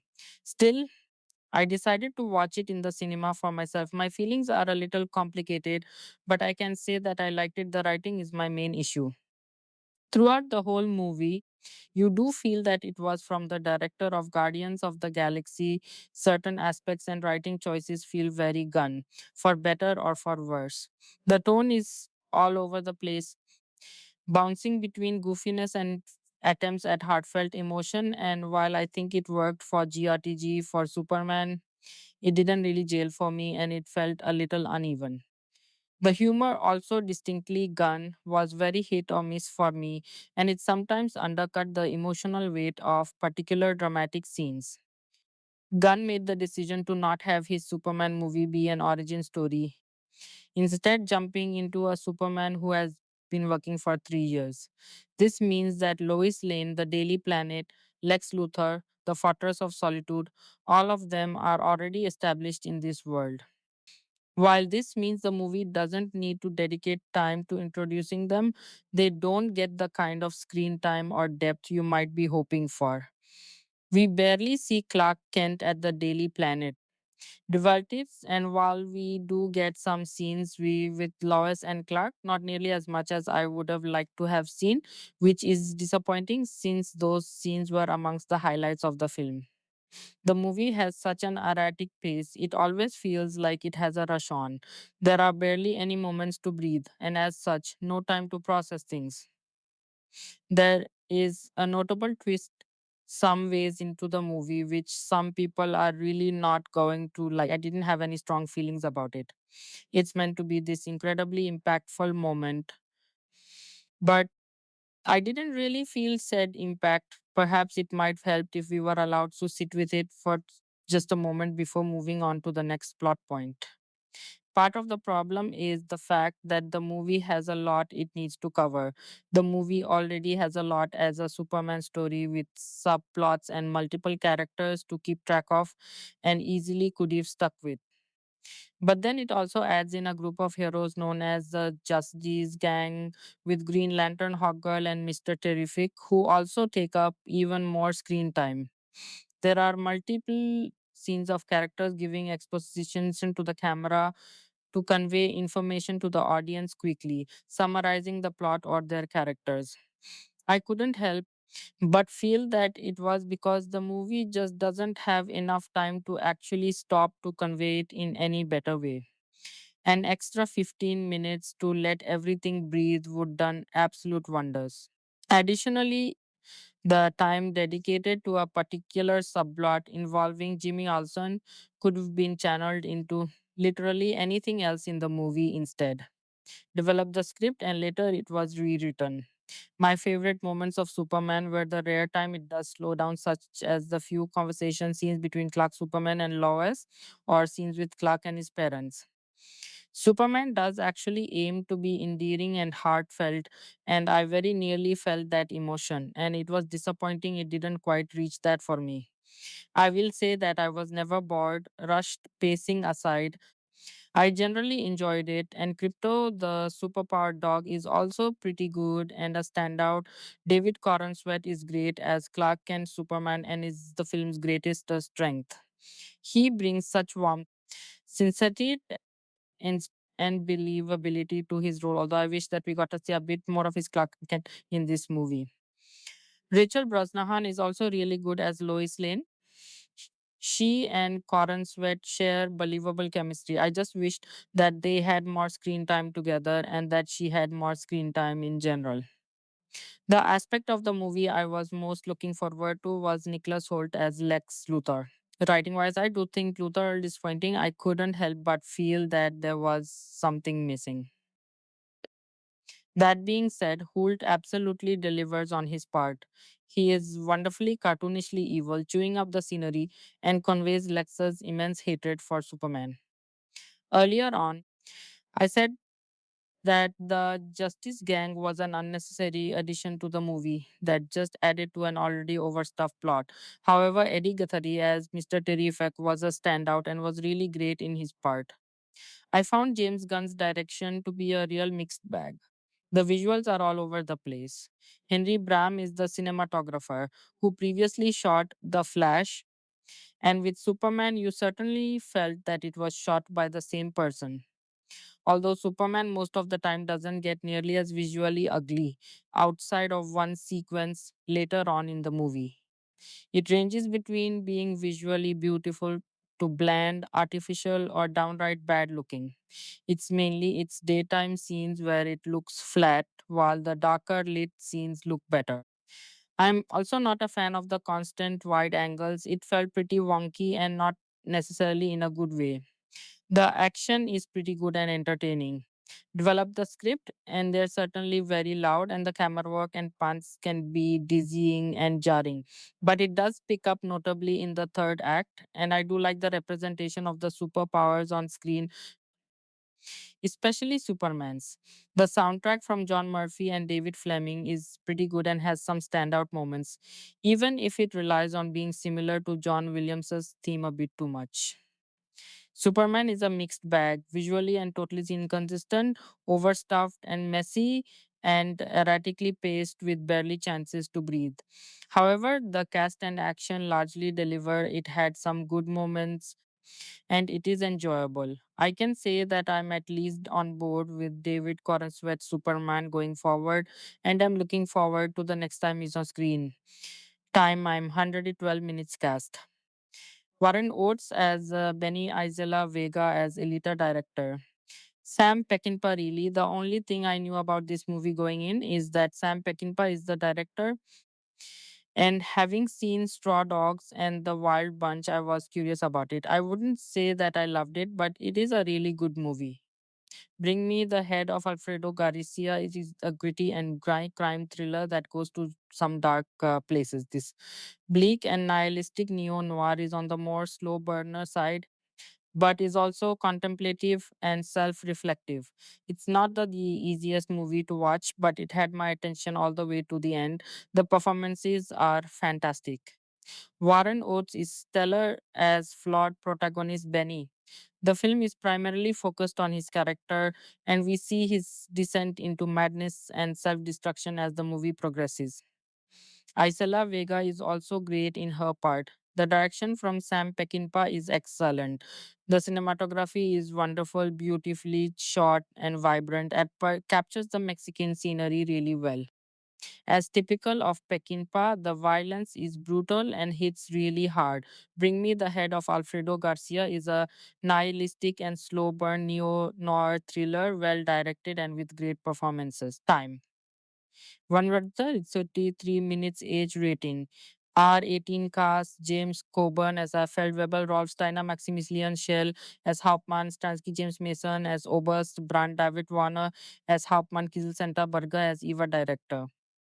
Sam Peckinpah, he went into Cross of Iron only knowing that it was a war movie directed by Sam Peckinpah. And having seen Straw Dogs, The Wild Bunch, and Bring Me the Head of Alfredo Garcia from him, I expected good things. It was certainly great and a bit of a different war movie than you'd usually see. Cross of Iron is different in that it is a World War II movie told from the German perspective. Surprisingly, it has little to do with Nazis, or at least doesn't really focus that much on that aspect. It is a harrowing, nihilistic, bleak, and visceral drama about enlisted troops just trying to survive. It really does well at conveying that there is no honor in battle. We see countless soldiers die without honor, and it has a real apathy towards war. There are also some really great performances from the cast, including James Coburn and Maximilian Schell, James Mason, and David Warner. Coburn is especially amazing and committed in the lead role. Sam Peckinpah's direction is strong. It's very well shot and the editing is effective. The battle and action sequences are incredible, and with this being a Peckinpah movie, it is unsurprisingly brutal with the violence being hard hitting. Positives and later it does a bleak, visceral, and incredibly directed anti-war. But 17 minutes rating, M's low level violence and low level sex scenes cast, and Sita Eduardo Noriega as Cesar Felipe Martinez as Pelayo, Penelope Cruz as Sofia Najwa Nimri as Nuria Tristan Ulloa as Camarero Chetelera as Antonio Director. Alejandro Amenabar, at first, when I saw that Open Your Eyes was the next movie to be shown at my local film society, I had no idea what to expect from it as I had never heard about it before. I did a little digging and found out that it would be later remade as Vanilla Sky, which I had heard of but hadn't seen, and that Penelope Cruz starred in both movies in the same role. Still, I was going into it relatively blind and was going into what to really expect, and it really surprised me. I won't say too much about the plot for Open Your Eyes, as I think, and it is worth going into it not knowing too much beforehand. It has quite a compelling and intricate story with plenty of twists and turns. It keeps you guessing. It keeps you guessing throughout, and I was invested throughout to see where it would go next. It's a blend of multiple genres, though psychological thriller is probably the safest label for it. There are interesting is that yes, again. There are a lot interesting ideas at play, and as it progresses, it turns into something more tragic and haunting, even playing out like a nightmare. The third act might throw some people off as it does a lot of explaining, though considering how many twists there are, it kind of needed a big exposition dump. It did mean, though, that it felt a little stretched out towards the end, as the protagonist, Eduardo Noriega, does a really great job at conveying a wide range of emotions, especially pain, even when wearing prosthetics or a mask. He also manages to convey a degree of sympathy despite his very flawed character. Penelope Cruz is also great and a notable standout, having quite a presence every time she's on screen. Alejandro Amenabar's direction is great. It's very well shot and stylish. And between the cinematography, editing, and score, nicely rated Nightmare Atmos does well at creating a nightmarish in the movie. Open Your Eyes is an original, twisty, nightmarish, and greatly directed psychological thriller. I'm now curious to watch Vanilla Sky to see how the two films compare. Time 114 minutes, age rating, PG, violence, and coarse language cast. His 2000 writer Siri Wapsos Cicitis as Cicitia da Fossaxin Mr. Fossum Invisible Woman, Moss Backrack as Ben Grimm the Thing, Josh Quinn as Johnny Storm, Human Torch, Julia Garner as Lynn Nichols, Mark Gatiss as Ted Gilbert, Natasha Jondi as Rachel, Rosman Paul, Walter Hauser as Harvey Alder, Mole Manralf Finneson as Galactus Director. Matt Shackman, The Fantastic Four. First Steps is the latest attempt at adapting the Fantastic Four to the big screen, this time at the MCU. I wasn't sure how it would turn out, especially considering the previous attempts didn't really work out, but it had a good cast and I was curious about it. First, we First Steps was actually far better than I was expecting it to be. One of the notable things in First Steps is that it is very much set in its own separate universe, and that worked to great effect. The only signs of it being connected to a wider MCU are seen in its mid credits scene. Otherwise, you could go into this movie completely without seeing the other Marvel films with no problems. The plot itself is fairly standard and safe, but it works pretty well. One thing to note is that the movie has been cut down quite a bit. There's a lot of footage in the trailers that is absent here, and it does somewhat come across in the final cut of the movie. The pacing was a bit off the place. The first act is very fast as it quickly establishes the Fantastic Four, while the pacing in the second half is far more steady.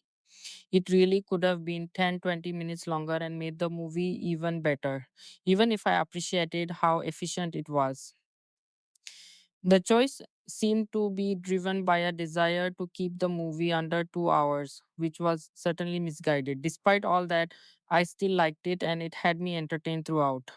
It's a very earnest movie with a warm tone and is comic booky without being ironic or self conscious about it. The humor is a little hit or miss at times, but it feels natural to the overall tone of the movie and characters, and most of all, doesn't undercut the emotional weight of dramatic scenes, which I will always shout out in a comic book movie, especially within the MCU. The family drama and the dynamic between its four central characters is ultimately what made the movie and its emotional beats work so effectively, despite the plot being so familiar for a comic book movie. Even with the typical superhero third act, it had enough emotional stakes that it wasn't so much of a problem for me. The cast of Pedro Pascal, Vanessa Kirby, Joseph Quinn, and Ebon Moss Backrack are amazing as the Fantastic Four. They really convey their distinct characters and the family dynamic with the incredible chemistry they share with each other. All of them are great. Pascal and Quinn are surprisingly perfect as Reed Richards and Johnny Storm, but Kirby as Sue Storm was the standout for me. Of the four, Moss Backrack as Ben Grimm, that thing had the least amount to do. He was still in the movie a good amount, but by the end, it felt that a number of his scenes were cut out. Julia Garner was also really good as the Silver Surfer, and Ralph Ineson gives massive cosmic antagonist Galactus an incredible presence with his voice alone.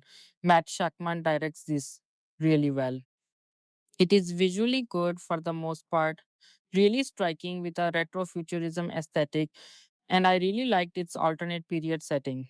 Most of the effects are good, though occasionally it can be a little dodgy and has some noticeable green screen, mostly in the third act. The motion capture for the things, Silver Surfer and Galactus are great, and I particularly loved how Galactus' scale was conveyed here. I was satisfied by the representation of everyone's superpowers.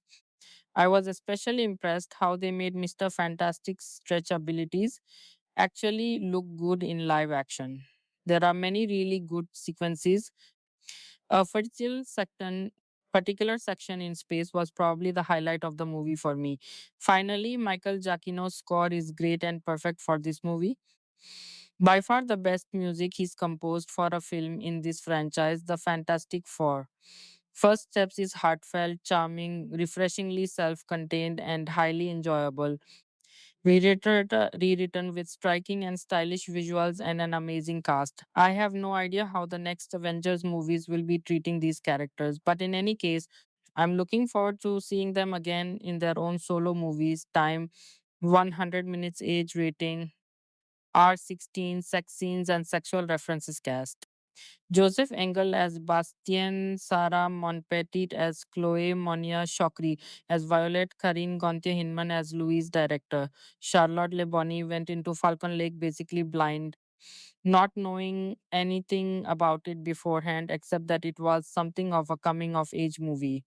It ended up being really good. With it being a coming of age story, it covers some familiar aspects: awkwardness of growing up, young love, and complicated feelings like jealousy and longing. What separates Falcon Lake from other films in the genre is the way it relies on the tone and atmosphere. From the beginning, there are some haunting and eerie undertones as well as a bit of a melancholic feel. It definitely takes its time with its steady pacing, and while I was on board with the story and characters, but by the end, I didn't feel like there was much substance to it. Some people will certainly have thoughts about the ending, and it could make it better or worse for you. I felt like the lead up to it made things fairly obvious, but the ending itself was well filmed and executed. The acting is fantastic, mainly from Joseph Engel and Sarah Monpetit, and I'd say that it is worth watching the movie turn, and I'd say that it for their performances alone, Charlotte Lebon's direction is strong. There's a good atmosphere with gothic vibes throughout, and the cinematography is beautiful. Walter and Falcon Lake is a haunting and tender coming of age, greatly directed and incredibly acted. Who knew you could laugh during a Superman movie? After the long night of the Snyderverse, the new Superman feels like a much needed palate cleanser. Features of superhero stories that you'd think are commonplace feel new again. Look, this movie has colors. The jokes are funny. Team Good is fun to be around. The plot respects Jimmy Olsen. Superman is actually a hero this time. This is a promising start for the new universe of DC movies under the lead of James Gunn. Without losing any time in recapping the origin story we all know, without flashbacking to how Clark Kent moved to Metropolis or met Lois Lane or discovered his true origin or became a superhero, we jump right into the action and curiously address the same question that the Snyderverse raised but didn't know how to handle. Can a world of squishy, breakable humans trust a Superman? The movie immediately exposes the question's disingenuousness. This version of Superman is not a newcomer. He has spent day after day doing nothing but help people. Later, it was rewritten. Anything he might need to prove to humanity is already proven. If by this point Lex Luthor still has an obsession with exposing Superman as a threat, that's a Lex problem. I've always liked the versions of Lex Luthor that view Superman's existence as a personal insult, as a negation of all the human effort and potential that Lex obviously sees himself as the apex of. It's fun enough to have a Lex who is just a greedy businessman whose unethical corporate practices get thwarted by the Daily Planet, but it's far more interesting to have a Lex who can't resist comparing himself to Superman. I was skeptical about the casting of Nicholas Hoult, but upon watching the finished movie, I was sold. The script and later it was rewritten. Hoult brings a burning intensity that prevents Lex from noticing the incongruity of his cause. One of the superpowered soldiers he builds to kill Superman says, I gave up my humanity for this. Lex claims to be a defender of humanity, but in the process, he breaks every standard of human dignity. The fact that he can't see how his methods contradict his goals turns him into a tragic character in the classical sense. Lex is so focused on his quest that he doesn't even realize that the world has already shown him to be wrong. His assumption is that an uncontrollable Kryptonian is a threat to everyone. But there's already an uncontrollable Kryptonian flying around, Superdog, and he's the sweetest, most adorable Chaos Beast. As the perpetually exhausted guardian of a Chaos Beast, I can relate to Superman's frustrations. The interactions between Superman and his indestructible pet are among the high points of the movie. They make for great comedy and reveal important sides of both characters. Superdog is playful but not malicious. Superman can get exasperated but never lashes out. This characterization of Superman, as played by David Corenswet, is kept fundamental for the tone of the movie, whereas the Snyder version would get back at a bar bully by destroying his means of subsistence. The gun version braves a river of antimatter to keep a baby safe and feels sad when a rampaging kaiju is killed.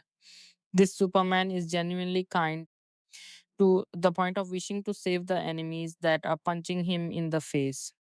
Other superheroes think he's too naive. Yet as it was rewritten, but it's that solid trust in the best side of people that ends up saving him at a key moment in the plot. The implied rebukes to the Snyder Superman don't stop there. The Kents are infinitely better human beings in this version. In particular, a touching scene with Jonathan Kent helps Clark sort out how to make sense of the revelation that he was sent to Earth as a conqueror. Even when he has his hands occupied fighting superpowered monsters in the middle of Metropolis, he goes out of his way to minimize collateral damage. Again, such a basic display of goodness should go without saying. But remember that Snyder Superman lowered the bar beneath the Earth's mantle. As great and awesome as Superman is his incarnation, he doesn't save the world alone. Lois Lane isn't afraid to question the political implications of his actions in his face, and she convinces the rest of superheroes to grow past their motivated apathy. One character whom Lex had blackmailed into villainy switches to Team Good upon seeing Superman's kindness firsthand. And Eve Tessmacher, the trophy girlfriend that Lex parades everywhere, turns out to be the most important character in the movie. Even as Lex uses her for her shallow bimbo image, she cleverly weaponizes that same shallow bimbo image to help defeat Lex. The relevance of Superman has been questioned many times, usually in the form if he can punch anything, what is a challenge for him? This movie gives him a problem he can punch his way out of. A crisis of identity exacerbated by the manipulation of public opinion.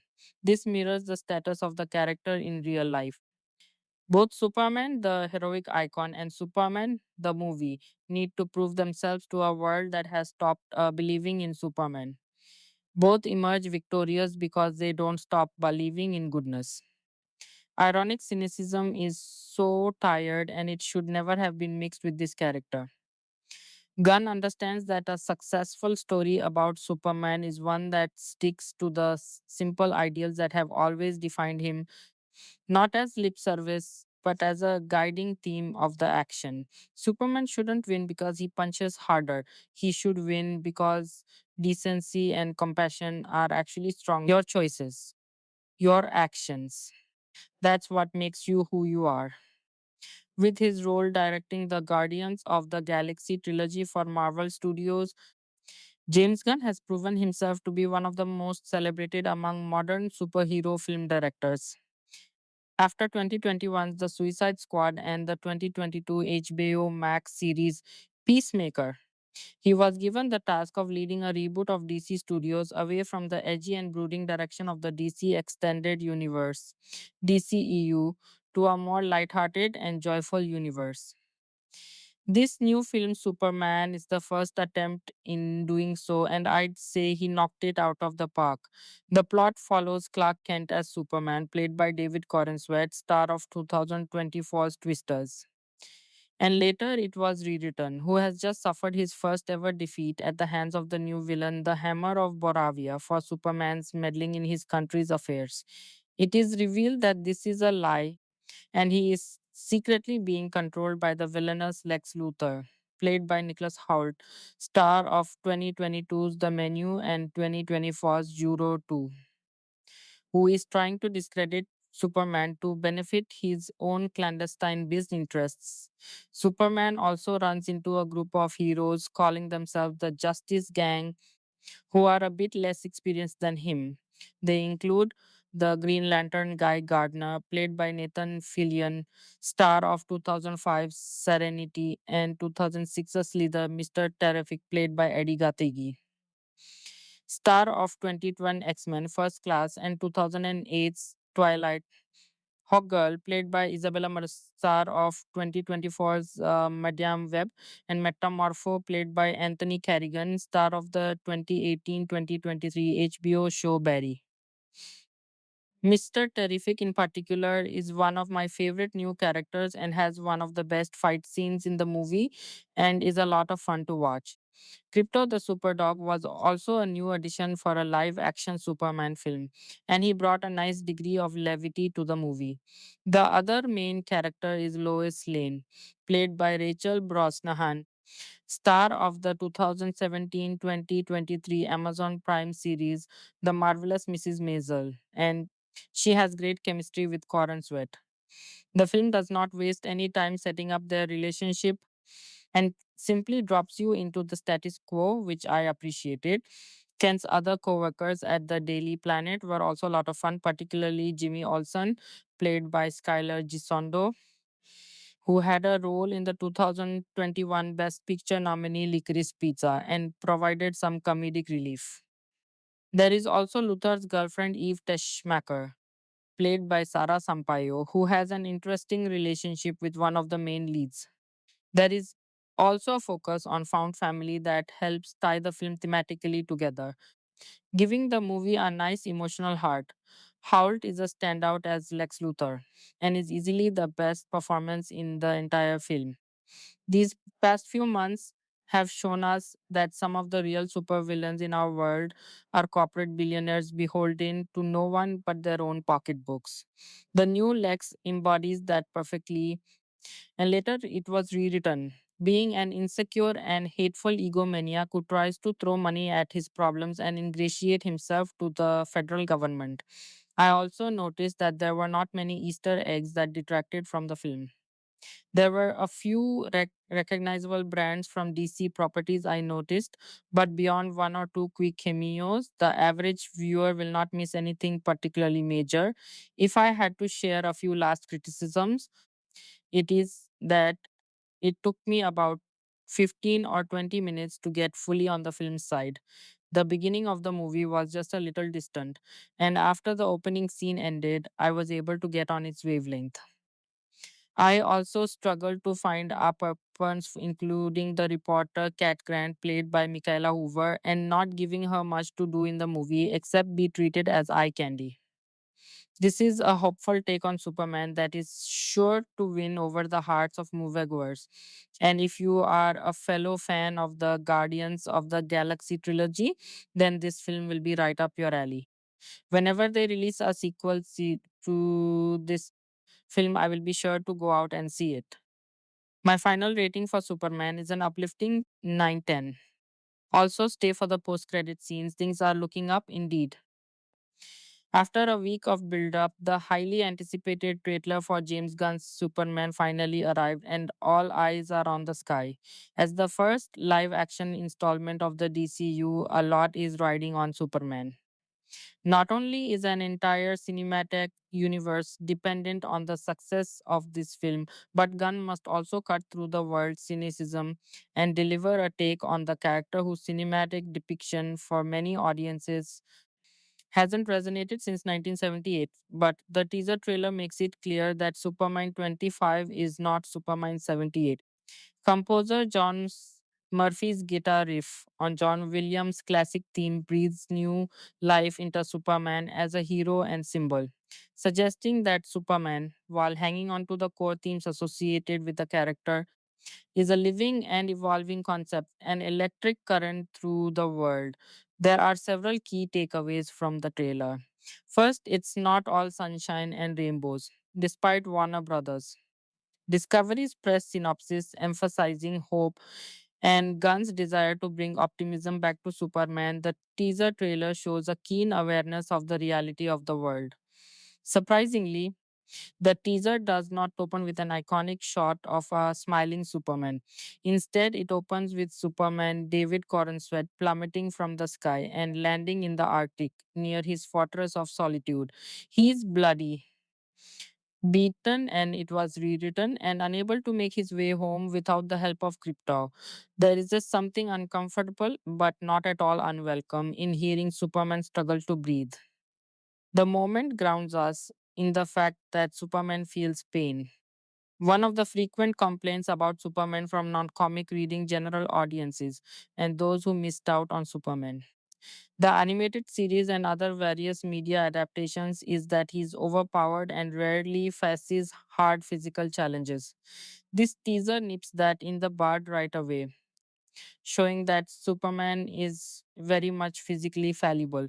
Not only do we see Superman physically beaten, but emotionally beaten as well.